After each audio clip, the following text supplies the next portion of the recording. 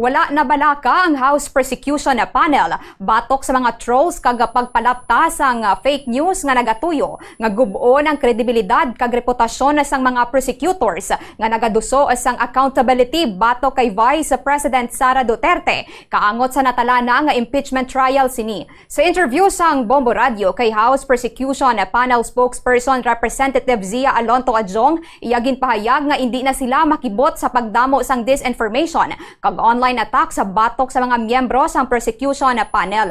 Suno kay Adjong, nagapabilin nga nakasentro ang panel sa ila constitutional nga mandato kag hindi sila maapektuhan sa mga pagtuyo nga higkuan ng ilang integridad bilang mga prosecutor sa impeachment proceedings.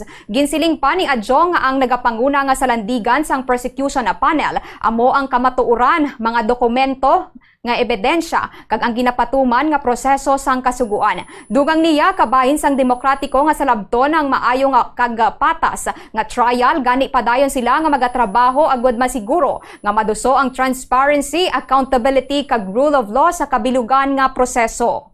Patagal na nilang sinasabi yan. Lahat na lang ng hindi sumusuporta sa kanila or medyo aggressive in really pushing for accountability, sasabihin ay bayaran o nakatanggap ng maleta.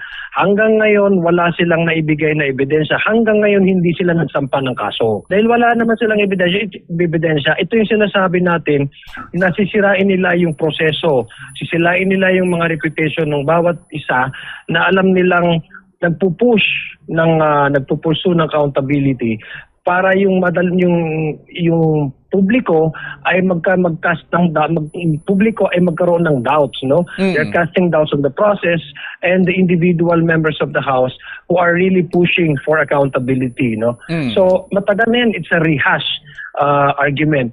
Pero yung mga ganitong scare tactic, sinasabi po natin, ang panangga po natin dyan ay katotohanan. Pag ito po ay kasangga mo po ang katotohanan, wala ho kayong dapat ikatakot, At ito pong mga scare tactic na ito yung sinasabi nating nag-a-add o nare-reinforce nila yung culture of impunity. Hindi ho naman natin po pwedeng maging suportahan or maging kultura na sa tibong Pilipinas, sa ating taong bayan. Nabatian si Representative Zia Alonto Adjong.